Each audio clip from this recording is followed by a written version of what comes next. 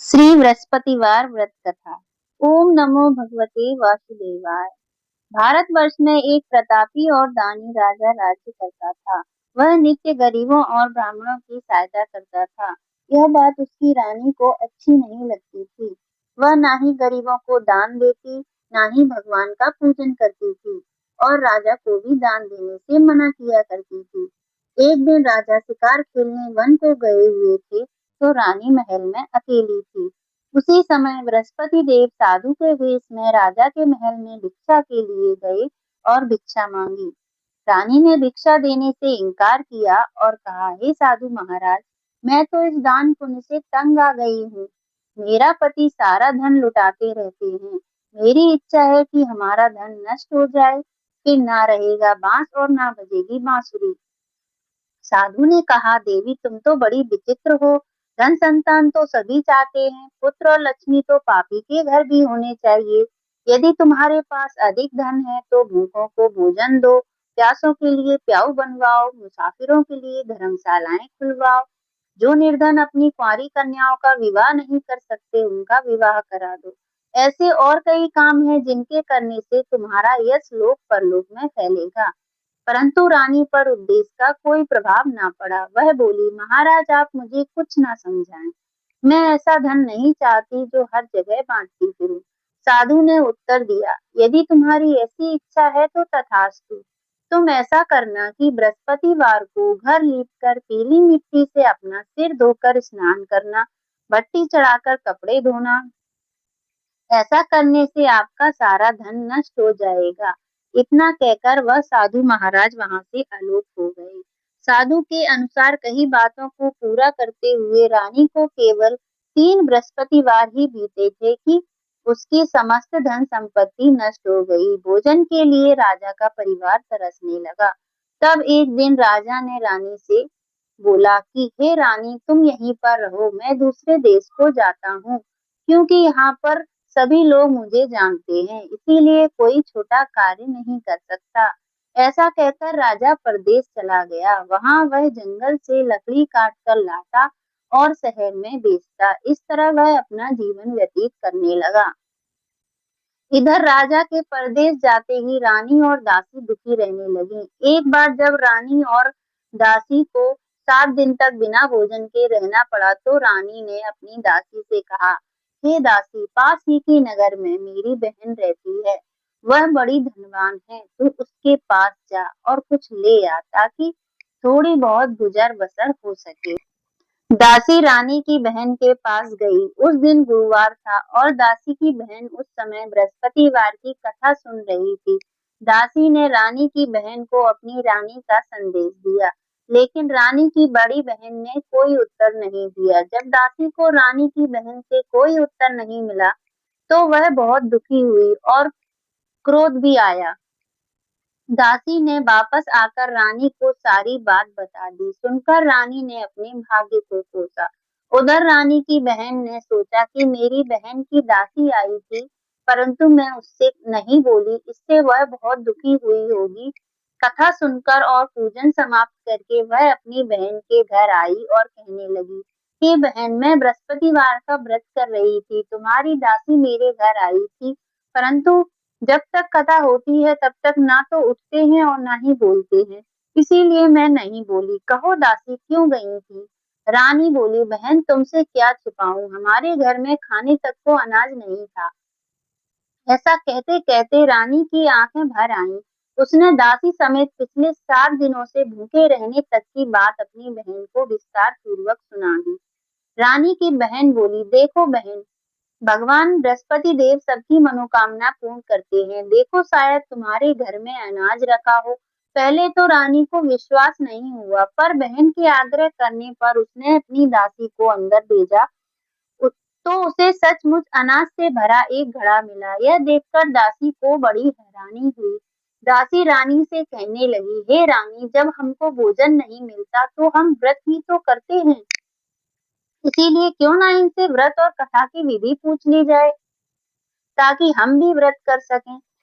तब रानी ने अपनी बहन से बृहस्पतिवार व्रत के बारे में पूछा। उसकी बहन ने बताया, बृहस्पतिवार के व्रत में चने की दाल और मुनक्का से विष्णु भगवान का केले की जड़ में पूजन करें तथा दीपक जलाएं।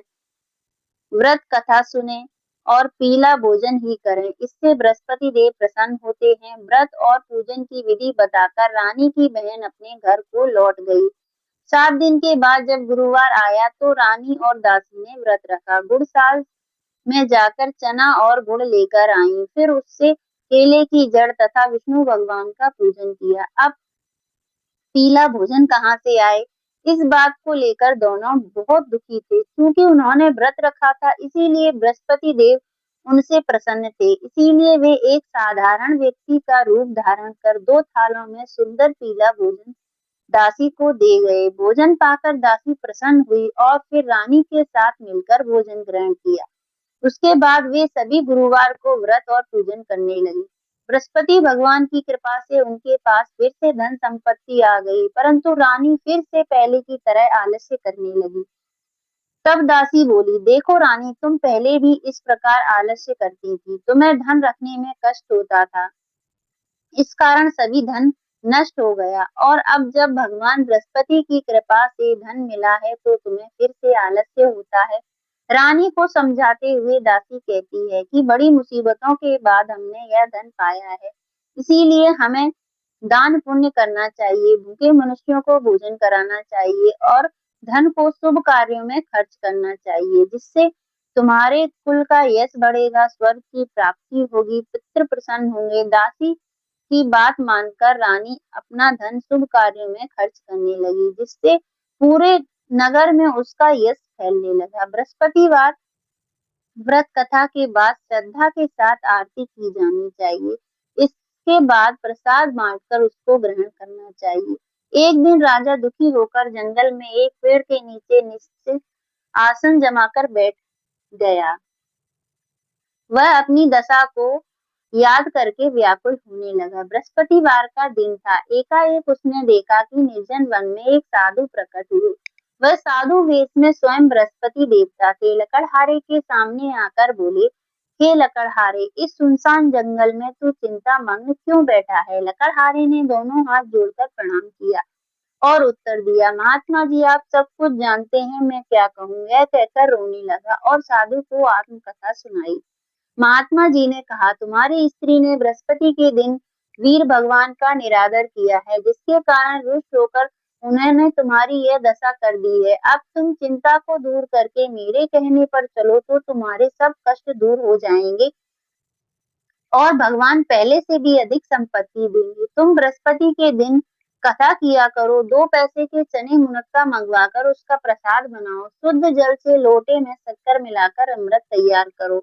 कथा के पश्चात अपने सारे परिवार और सुनने वाले प्रेमियों में अमृत व प्रसाद बांटकर आप भी ग्रहण करो। ऐसा करने से भगवान तुम्हारी सब मनोकामनाएं पूरी करेंगे। साधु के ऐसे वचन सुनकर लकड़हारा बोला, हे प्रभु, मुझे लकड़ी बेचकर इतना पैसा नहीं मिलता जिससे भोजन करने के उपरांत कुछ बचा सकूं। मैंने रात्रि में अपनी स्त्री को व्याकुल देखा है, मेरे पास कुछ भी नहीं है जिससे उसकी खबर मंगा सकूं। साधु ने कहा कि हे लकड़हारे, तुम किसी बात की चिंता मत करो। बृहस्पति के दिन तुम रोजाना की तरह लकड़ियां लेकर शहर को जाओ।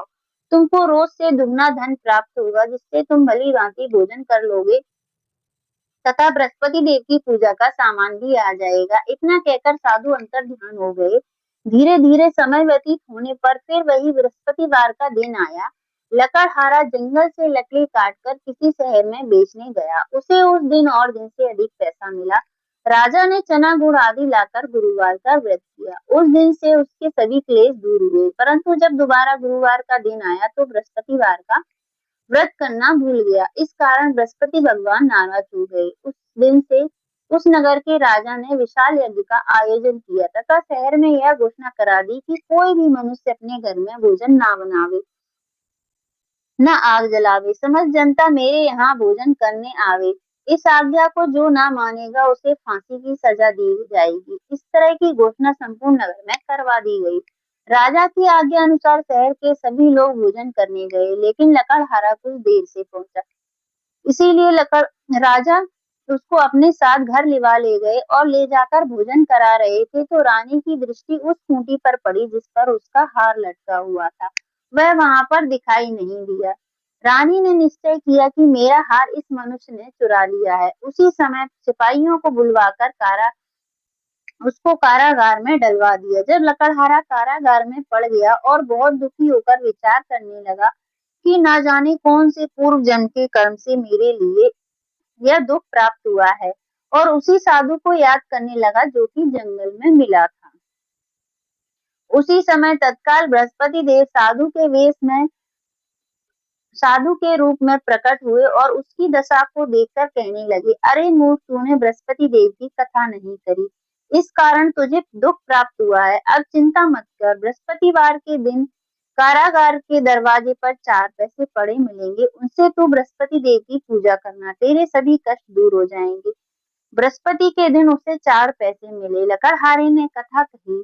उसी रात्रि को बृहस्पति देव ने उस नगर के राजा को स्वप्न में कहा, हे राजा, तुमने जिस आदमी को कारागार में बंद कर दिया है वह निर्दोष है, वह राजा है, उसे छोड़ देना।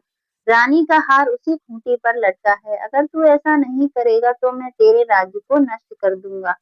इस तरह रात्रि के स्वप्न को देखकर राजा प्रातः काल उठा और खूंटी पर हार देखकर लकड़हारे को बुलाकर क्षमा मांगी। लकड़हारे को योग्य सुंदर वस्त्र आभूषण देकर विदा कर दिया। बृहस्पति देव की आज्ञा अनुसार लकड़हारा अपने नगर को चल दिया। राजा जब अपने नगर के निकट पहुंचा तो उसे बड़ा आश्चर्य हुआ। नगर में पहले से अधिक बाग, तालाब, कुएं, बहुत सी मंदिर, धर्मशालाएं आदि बन गई हैं। राजा ने पूछा, यह किसका बाग और धर्मशालाएं हैं? तब नगर के सब लोग कहने लगे, यह सब रानी और बांदी के हैं। तो राजा को आश्चर्य हुआ और गुस्सा भी आया। तब जब रानी ने यह खबर सुनी कि राजा आ रहे हैं तो उन्होंने बांदी से कहा, हे दासी, देख राजा हमको कितनी बुरी हालत में छोड़ गए थे। हमारी ऐसी हालत देखकर वह लौट न जाए, इसीलिए तू दरवाजे पर खड़ी हो जा। आज्ञा अनुसार दासी दरवाजे पर खड़ी हो गई। राजा आए तो उन्हें अपने साथ लेवा लाई। तब राजा ने क्रोध करके अपनी रानी से पूछा कि यह धन तुम्हें कैसे प्राप्त हुआ है? तब उन्होंने कहा, हमें यह सब धन बृहस्पति देव के इस व्रत के प्रभाव से प्राप्त हुआ है। राजा ने निश्चय किया कि 7 रोज बाद तो सभी बृहस्पति देव का पूजन करते हैं, परंतु मैं प्रतिदिन दिन में 3 बार कहानी कहा करूंगा तथा रोज व्रत किया करूंगा। अब हर समय राजा के दुपट्टे में चने की दाल बंधी रहती तथा दिन में 3 बार कहानी कहता। एक रोज राजा ने विचार किया कि चलो अपनी बहन के यहाँ हो आवे। इस तरह निश्चय कर राजा घोड़े पर सवार हो अपनी बहन के यहाँ को चलने लगा। मार्ग में उसने देखा कि कुछ आदमी एक मुर्दे को लिए जा रहे हैं। उन्हें रोककर राजा कहने लगा, अरे भाइयों, मेरी बृहस्पति देव की कथा सुन लो। वे बोले, लो, हमारा तो आदमी मर गया है, इसको अपनी कथा की पड़ी है। परंतु कुछ आदमी बोले, अच्छा कहो, हम तुम्हारी कथा भी सुनेंगे। राजा ने दाल निकाली और जब कथा आधी हुई तो मुर्दा हिलने लग गया, और जब कथा समाप्त हो गई तो राम राम करके मनुष्य उठकर खड़ा हो गया। आगे मार्ग में उसे एक किसान खेत में हल चलाता मिला। राजा ने उसे देख और उससे बोला, अरे भैया, तुम मेरी बृहस्पति देव की कथा सुन लो। किसान बोला, जब तक मैं तेरी कथा सुनूंगा तब तक 4 अरैया जोत लूंगा। जा अपनी कथा किसी और को सुनाना। राजा के हटते ही बैल पचाड़ खाकर गिर गए और किसान के पेट में बड़ी जोर से दर्द होने लगा। उस समय उसकी माँ रोटी लेकर आई। उसने जब यह देखा तो अपने पुत्र से सब हाल पूछा और बेटे ने सभी हाल कह दिया। तो बुढ़िया दौड़ी दौड़ी उस घुड़सवार के पास गई और उससे बोली कि बेटा, मैं तेरी कथा सुनूंगी, तू अपनी कथा मेरे खेत पर चलकर कहना। राजा ने बुढ़िया के खेत पर जाकर कथा कही, जिसके सुनते ही वह बैल उठ खड़े हुए तथा किसान के पेट का दर्द भी बंद हो गया। राजा अपनी बहन के घर पहुंचा। बहन ने भाई की खूब मेहमानी की। दूसरे रोज राजा प्रातः काल जगा तो वह देखने लगा कि सब लोग भोजन कर रहे हैं। राजा ने अपनी बहन से कहा, ऐसा कोई मनुष्य है जिसने भोजन नहीं किया हो? वह मेरी बृहस्पतिवार की कथा सुन ले। बहन बोली, हे भैया, यह देश ऐसा ही है, पहले यहाँ लोग भोजन करते हैं, बाद में अन्य काम करते हैं। अगर कोई पड़ोस में हो तो देख आऊंगा। ऐसा कहकर देखने चली गई, परंतु उसे कोई ऐसा व्यक्ति नहीं मिला जिसने भोजन ना किया हो। अतः वह एक कुमार के घर गई जिसका लड़का बीमार था। उसे मालूम हुआ कि उनके यहाँ 3 रोज से किसी ने भोजन नहीं किया है। रानी ने अपने भाई की कथा सुनने के लिए कुमार से कहा। वह तैयार हो गया। राजा ने जाकर बृहस्पतिवार की कथा कही, जिसको सुनकर उसका लड़का हो गया। अब तो राजा की प्रशंसा होने लगी। एक रोज राजा ने अपनी बहन से कहा कि हे बहन, हम अपने घर को जाएंगे, तुम भी तैयार हो जाओ। राजा की बहन ने अपनी सास से कहा।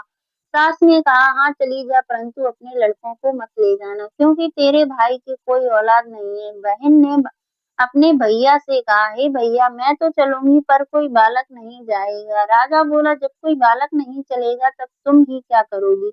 बड़े दुखी मन से राजा अपने नगर को लौट आया। राजा ने अपनी रानी से कहा, हम निर्वंशी राजा हैं, हमारा मुंह देखने का धर्म नहीं है और कुछ भोजन आदि नहीं किया। रानी बोली, हे प्रभु, बृहस्पति देव ने हमें सब कुछ दिया है, वह हमें औलाद अवश्य देंगे।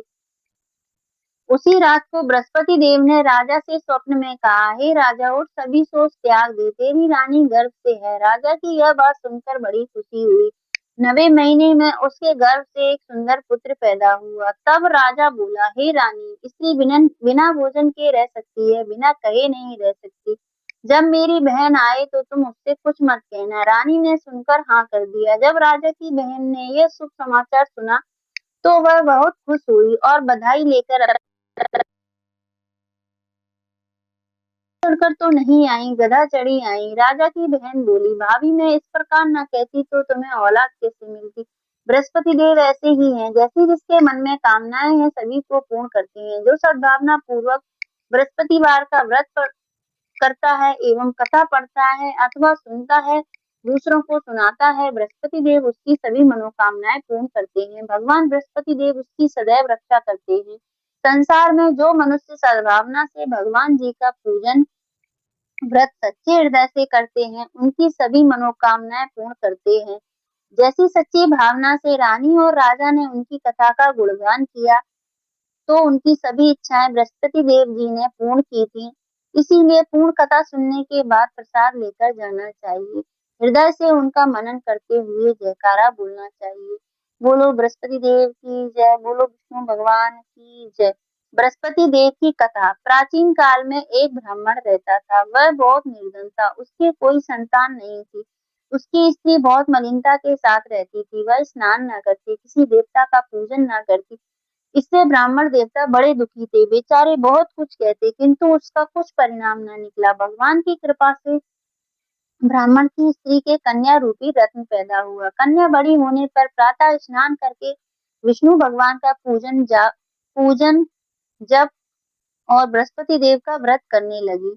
अपने पूजन पाठ को समाप्त करके स्कूल जाती और अपनी मुट्ठी में जौ भर के ले जाती और पाठशाला के मार्ग में डालती जाती। तब ये जौ स्वर्ण के हो जाते।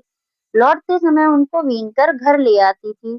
एक दिन वह बालिका सूप में उस सोने के जौ को फटक कर साफ कर रही थी कि उसके पिता ने देख लिया और कहा, हे बेटी, सोने के जौ फटकने के लिए सोने का सूप होना चाहिए।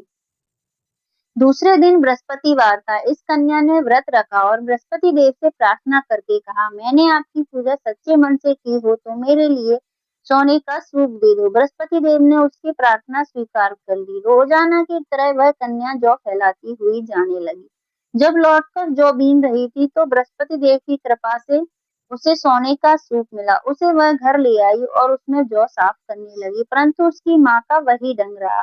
एक दिन की बात है, वह कन्या सोने के सूप में जौ साफ कर रही थी। उस समय उस शहर का राजपुत्र वहां होकर निकला और इस कन्या के रूप और कार्य को देखकर मोहित हो गया और अपने घर आकर भोजन तथा जल त्याग कर उदास होकर लेट गया। राजा को जब इस बात का पता लगा तो अपने प्रधानमंत्री के साथ उसके पास गए और बोले, हे बेटा, तुम्हें किस बात का कष्ट है? किसी ने अपमान किया अथवा और कारण हो तो कहो, मैं वही कार्य करूंगा जिससे तुम्हें प्रसन्नता हो। अपने पिता की राजकुमार ने बातें सुनी तो वह बोला, मुझे आपकी कृपा से किसी बात का दुख नहीं है, किसी ने मेरा अपमान नहीं किया है, परंतु मैं उस लड़की से विवाह करना चाहता हूँ जो सोने के सूप में जौ साफ कर रही थी। यह सुनकर राजा आश्चर्य में पड़ा और बोला, इस तरह की कन्या का पता तुम ही लगाओ, मैं उसके साथ तेरा विवाह अवश्य करवा दूंगा। राजकुमार ने उस लड़की के घर का पता बतलाया। तब मंत्री उस लड़की के घर गए और ब्राह्मण देवता को सभी हाल बतलाया। ब्राह्मण देवता राजकुमार के साथ अपनी कन्या का विवाह करने के लिए तैयार हो गए तथा विधि विधान के अनुसार ब्राह्मण की कन्या का विवाह राजकुमार के साथ हो गया। कन्या के घर से जाते ही पहले की भांति उस ब्राह्मण देवता के घर में गरीबी का निवास हो गया। अब भोजन के लिए भी अन्न बड़ी मुश्किल से मिलता था। एक दिन दुखी होकर ब्राह्मण देवता अपनी पुत्री के पास गए। बेटी ने पिता की दुखी अवस्था को देखा और माँ का हाल पूछा। तब ब्राह्मण ने सभी हाल कहा। कन्या ने बहुत सा धन देकर अपने पिता को विदा कर दिया। इस तरह ब्राह्मण का कुछ समय सुख पूर्वक व्यतीत हुआ। कुछ दिन बाद फिर वही हाल हो गया।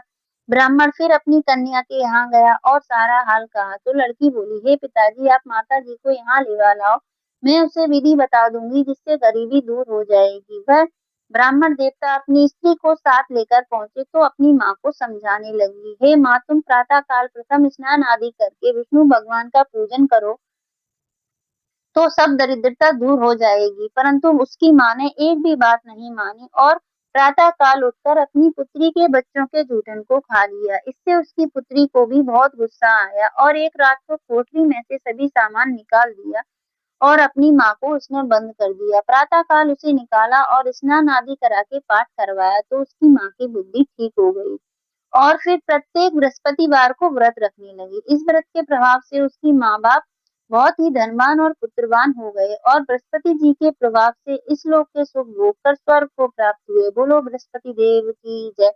बोलो विष्णु भगवान की जय। ओम जय बृहस्पति देवा। ओम जय बृहस्पति देवा। छिन छिन भोग लगाओ कदली फल मेवा। ओम जय बृहस्पति देवा। तुम पूर्ण परमात्मा, तुम अंतर्यामी, स्वामी तुम अंतर्यामी। जगत पिता जगदीश्वर तुम सबके स्वामी। ओम जय बृहस्पति देवा। चरणामृत निज निर्मल सब पातक हरिता, स्वामी सब पातक हरिता। सकल मनोरथ दायक कृपा करो भरता। ओम जय बृहस्पति देवा। तन मन धन अर्पण कर जो कोई शरण पड़े, स्वामी जो कोई शरण पड़े। प्रभु फिर कट तब हो करे आकर द्वार खड़े। ओम जय बृहस्पति देवा। दीन दयाल दयानिधि भक्तन हितकारी, स्वामी भक्तन हितकारी। पाप दोष सब हरता भव बंधन हारी। ओम जय बृहस्पति देवा। सकल मनोरथ दायक सब संशय तारो, स्वामी सब संशय तारो। विषय विकार मिटाओ संतन सुखकारी। ओम जय बृहस्पति देवा। जो कोई आरती तेरी प्रेम सहित गावे, स्वामी प्रेम सहित गावे। ज्येष्ठानंद बंद सो सो निश्चय फल पावे। ओम जय बृहस्पति देवा। सब बोलो विष्णु भगवान की जय। बोलो बृहस्पति देव की जय। अगर आपको आज की कथा पसंद आई हो तो वीडियो को लाइक एंड चैनल को सब्सक्राइब जरूर करें। धन्यवाद।